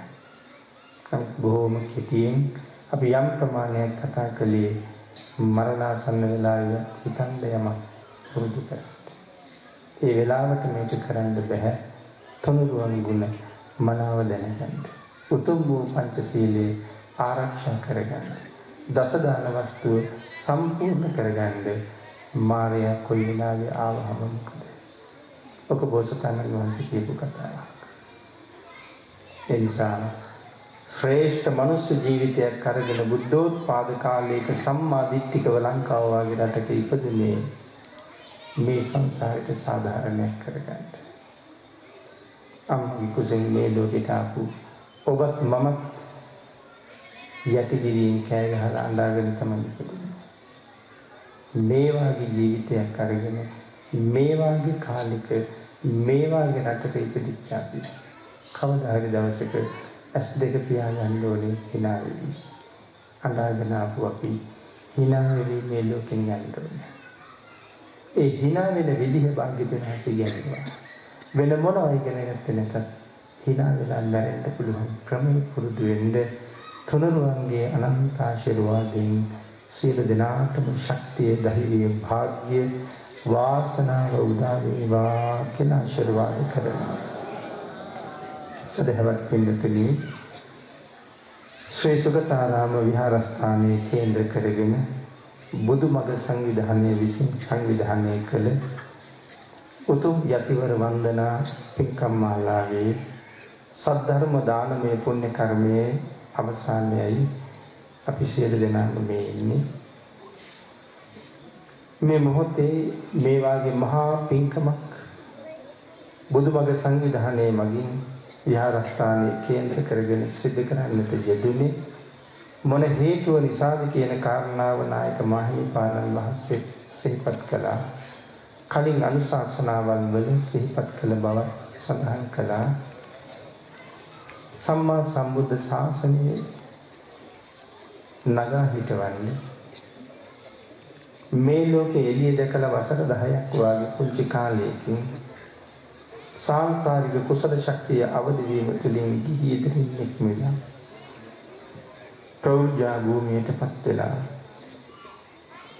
වත්මන් සංඝ සමාජයේ තුළ සම්බුද්ධ ශාසනය නගා හිටවන්න උරදෙන මහා බල කණුවක් වගේ රටක් ආදරය කරන මහා සංඝයාගේ ගෞරව ආදරයටපත් වෙන ඊතරම්ම නිහතමානී අවංක අති පූජනීය අවසරයි දික්වැහැර දෙමටළුව ඔබේ විහාරස්ථානයෙහි විහාරාධිපති වයඹ පළාතේ ප්‍රධාන අධිකරණ සංඝනායක අපේ නායක මාහිමිපාණන් වහන්සේගේ 85 වෙනි ජන්මදිනයේ වේදී ඒ පුණ්‍යවන්ත ජන්මදිනයේට පින් අනුමෝදන් කරමින් ආශිර්වාද කරන්න. නායක මාහිමිපාණන් වහන්සේට නිදුක් නිරෝගී භාවයේ චිර ජීවනයේ ප්‍රාර්ථනා කරන්න. සසර පින් නැති නිසා නායක මාහිමිපාණන් වහන්සේ දකින්න කිසි කෙනෙක් වසර 85ක් වයසේදී කියලා හිතන්නේ නැහැ. උන්වහන්සේ මතක් කළා අවුරුදු 75ක් වුණාද කියලා හිතලා කියලා. මම නායක හාමුදුරන්ට ඉච්ඡිත වයසේදී කියලා මෙතෙක් හිතලා තිබුණේ නැහැ. ඒ උන්වහන්සේම සංසාරේ කරගත්ත පුණ්‍ය මහිමෙන්ගේ ශක්තිය. ඉතින් අපි ආශිර්වාද කරමු. ඔබටත් මට නායක හාමුදුරන්ට අද දෙන්න තියෙන හොඳම තිලිනේ තමයි බණ අහලා රැස් කරගත්ත පිනයි බණ කියලා රැස් කරගත්ත පිනයි. අපි වෙන මොනවද දුන්නත් ඒ මොහොතකින් පොඩි කාලෙකින් ඉවර වෙලා යනවා. සතුටු වෙන්න අපි හිත සතුටු කරව ගන්න අපි එහෙම දේවල් කරනවා කල යුතුයි. බාහිර පූජා කරත්තේ යුතුයි. නමුත් ආහාරයේ මොහොතින් මල මුත්‍රා බවට පත් වෙයි. වස්ත්‍ර මොහොතින් දිරණයයි. අනිත් දේවල් කැඩිලෙයි. නමුත් මේ සත්පුරුෂයන් එකතු වෙලා මේ රැස් කරගන්න මහා කුසල කර්මය උන්වහන්සේ නිවන් දකින තුරු සංසාරේ ආත්ම 100,000 ගණන් නමුත් උන්වහන්සේට හිතසුව පිණිස පවතී. ඒ නිසා උන්වහන්සේ වෙනුවෙන් කෙලෙන කරන්න කියන හොඳම තිළිණයයි අපි එකතු කරගත්ත පිළ. උන්වහන්සේ වගේ ශ්‍රේෂ්ඨ උත්තම මහා සංඝ පීතෘවරයන්න් වහන්සේ නමක් බවට පත් වෙන්න පුළුවන් පුත්‍ර රත්නයක් ලෝභ නැතුව බුද්ධ ශාසනයට පූජා කළා. උන්වහන්සේ මෙලොවට ජනිත කළ ඒ මහා පුණ්‍යවන්ත මෑණියන්ට ඒ මහා පින් ඇති සදාදරණීය පියාණන්ට අපි මේ පින් අනුමෝදන් කරලා සංසාර ගමන සුවපත් කරව ගන්න මේ කුසල ශක්තිය හේතු වේවා කියලා ප්‍රාර්ථනා කරමු. මොකද මෙවන් ශ්‍රේෂ්ඨ පුතේ බුද්ධ ශාසනයට පූජා කරපු කෙනෙක්. අපි ඊළඟට මේ කුසලය අපේ නායක හාමුදුරන්ට අනුමෝදන් කරමු. තව චිරාත් කාලෙ නිදුක් නිරෝගී මේ ශාසනය තුළ වැඩ වශයෙන් ආර්යයන් වහන්සේලාගේ කරුණාව ලැබෙමු. ආරක්ෂක දෙවි දේවතාවුන් වහන්සේලාගේ රැකවරණය ලැබෙමු. ලෝක සත්‍යයේ හිතසුව සලසවමු. සම්මා සම්බුද්ධ ශාසනයගේ චිර පැවැත්ම වෙලෙමු. තව චිරාත් කාලයක් සම්බුද්ධ ශාසනය තුළ වැඩවඩන්නට මේ පුණ්‍ය ශක්තිය හේතු වාසනා වේවා කියලා ප්‍රාර්ථනා කරමු. නායක මාහිමිපාණන් වහන්සේට ආශිර්වාද කරන්න පින්කම සංවිධානය කළ සුගතාරාම විහාරස්ථානයේ විහාරාධිපති වහන්සේ මේ අවස්ථාවට වැඩම කොට වදාළ අති පූජනීය මහා සංඝරත්නය බුදුමග සංවිධානය විහාරස්ථ දායක සභාව නන්නයිරින් දායකත්වයන් දුන් උපකාර කළ සදැහැති පින්වත් පිරිස් ඒ සියලුම දෙනාට අපි පින් අනුමෝදන් කරලා ආශිර්වාද කරමු. මෙලව සුවපත් කරගෙන පරලෝ සුගතිගාමී වීම සඳහාම මේ පුණ්‍ය ධර්මයන් හේතු වේවා කියලා ප්‍රාර්ථනා කරමු. අපි සියලු දෙනාම රැස් කරගත්ත මේ මහා කුසල ධර්මයන්ගේ අනන්තානුභාවයෙන් නායක මාහිමිපාණන් වහන්සේට කෘතගුණ වේදී සත්පුරුෂයන් ශිෂ්‍ය බාලාදීන් වහන්සේලා ඇතුළු මහා සංඝරත්නයට සදැහැති දායක පින්වතුන්ට බුදුමග සංවිධානයේ සියලු දෙනාටම උතුම් තුනුරුවන්ගේ ආශිර්වාදයෙන් මේ මහා කුසල ධර්මයන්ගේ අනන්ත ආභාවයෙන් මෙතෙන් පටන් නිවන් දක්නා යාති දක්වා සතර පායාදී විපක් නොවේවා සාපිපාසාදී දුගතියකට භාජනය නොවේවා අනුන් නපුරු දෝෂයකට ගොදුරු නොවේවා වසක් විසක් කවදාවත් ශරීරගත නොවේවා ස්වාභාවික ඉපතකින් කරදරයක් උපද්‍රවයක් ඇති නොවේවා කල්යාණ මිත්‍රයන් මුණ ගැහිවා කල්යාණ මිත්‍රයන්ගේ අවවාද අනුශාසනා නිතර ලැබේවා පාප මිත්‍රයන් හිරුදුතු අඳුරසෙන් ජීවිතේ දුරින්ම දුර වේවා. අබුද්ධෝත්පාද කාලයේ ඉපදුනත් නිර්මල තිසරණය අවබෝධ වේවා. උපදින හැම ජීවිතයක්ම සම්මා දිට්ඨික වේවා. ප්‍රාර්ථනා කරන බෝධියෙන් සැප සහගත ප්‍රතිපදාවකින් ඊටම ඉක්මන් භවයක අමා මහ නිවනින් සැනසෙන්න මේ සියලු පුණ්‍ය ධර්මයන් සියලු දෙනාටම හේතු වේවා. කෝටි ලක්ෂයක් සක්වලේ සියලුම ආර්යයන් වහන්සේලාට සත්පුරුෂයන් වහන්සේලාට මේ පින් අනුමෝදන් වේවා. ඔබේ මගේ ආරක්ෂක දෙවි දේවතාවුන් වහන්සේලාට මේ පින් අනුමෝදන් වේවා. උන්වහන්සේලාට ඔබටත් මට අපි සියලු දෙනාටම ඊටම ඉක්මන් භවයක ඊටමත්ම කෙටි කාලයකින් අමා මහ නිවනින් සැනසෙන්න ලැබේවා. ඔබට ධම් දේශනා කරන්න මං හදලා වඩලා පෝෂණය කළ මාගේ මෑණියන්ට පියාණන්ට මගේ අපවත් දේවදාන ගුරු දේවෝත්තමයන් වහන්සේට සුජීවත්ව වැඩ ඉන්න ගුරු දේවෝත්තමයන් වහන්සේලාට නිවැරදි තථාගත ධර්මයේ ලෝකයට දානය කරන්න මඟ කියලා දෙන කල්යාණ මිත්‍ර ගුරු දේවෝත්තමයන් වහන්සේට මේ පින්පෙත් අදිනතුව අනුමෝදන් වේවා. මාගේ සහෝදර සහෝදරියන් සියලු දෙනාටම මේ පින්පෙත් අනුමෝදන් වේවා. පැවිදි සහෝදර පිරිස සියලු දෙනාටම සම්මා සම්බුද්ධ ශාසනයේ චිර ප්‍රවැත්ම තහවුරු කරමින් භාග්‍යතුන් වහන්සේ සතුටු වෙන ජීවිතයක් වෙනුවෙන් මේ පින් අනුමෝදන් වේවා.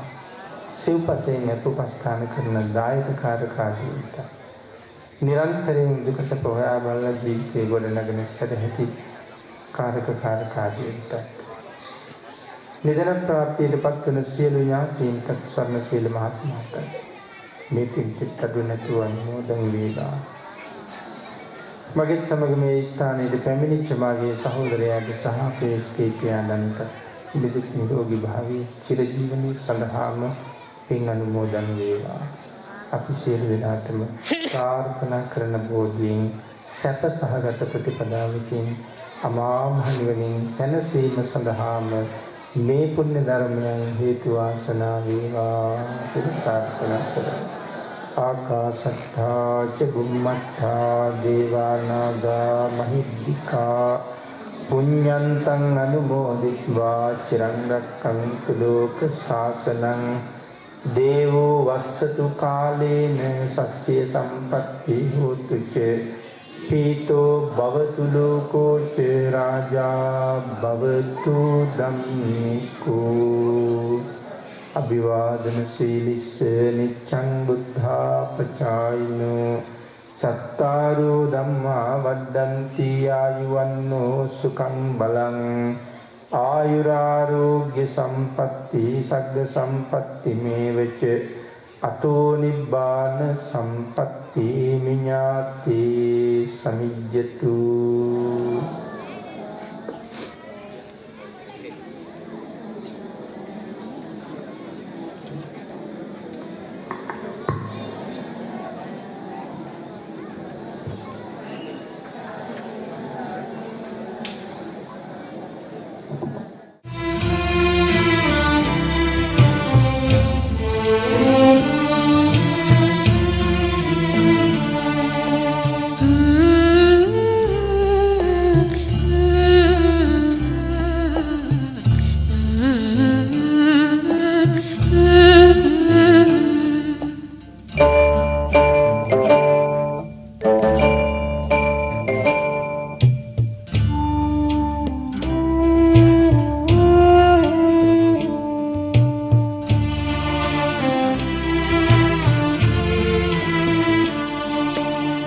හදවත දෙවුරම් විහිරක් වේවා බුදු හිමියනි ඔබ වඩින තුරා දිනයන මනරම් පියුමක් වේවා බුදු හිමියනි ඔබ වඳින තුරා.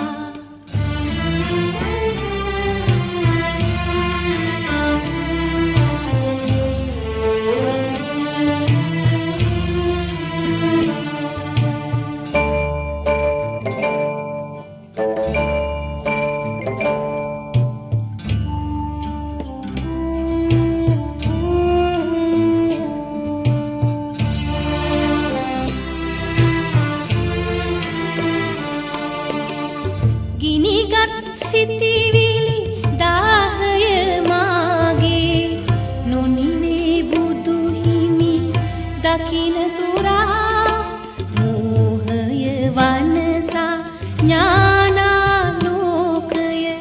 නොලැබී හිමිදම් දෙසන තුරා හදවත දෙවුරම් විහිරක් වේවා බුදු හිමියනි ඔබ වඩින තුරා දිනයන මන